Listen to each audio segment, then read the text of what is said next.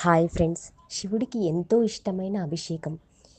దేనితో అభిషేకం చేస్తే ఏమి ఫలితం వస్తుందో ఇప్పుడు తెలుసుకుందాం. గరిక నీటితో శివాభిషేకం చేసిన నష్టమైన ద్రవ్యము తిరిగి పొందగలము.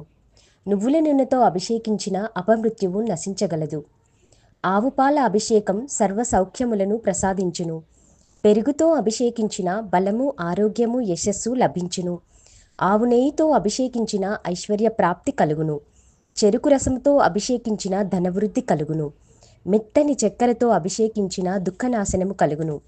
మారేడు బిల్వదళ జలము చేత అభిషేకము చేసిన భోగభాగ్యములు లభించును.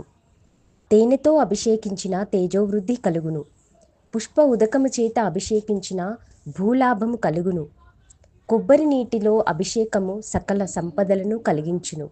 రుద్రాక్ష జల అభిషేకము సకల ఐశ్వర్యములనిచ్చును. భస్మాభిషేకం మహాపాపాలు నశించును. గంగోదకము చేత అభిషేకించిన సత్పుత్ర ప్రాప్తి కలుగును.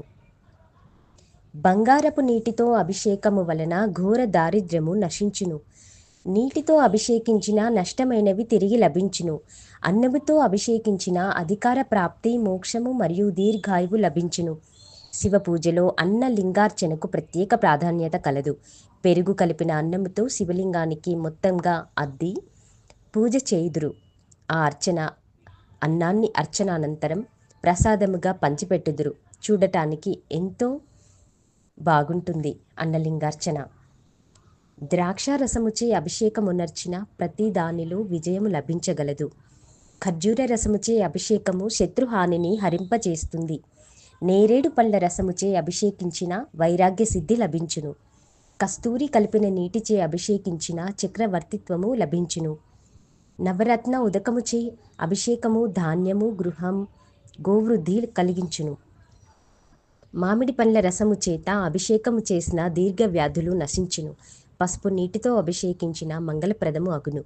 శుభకార్యములు జరగగలవు. ఓం నమ శివాయ.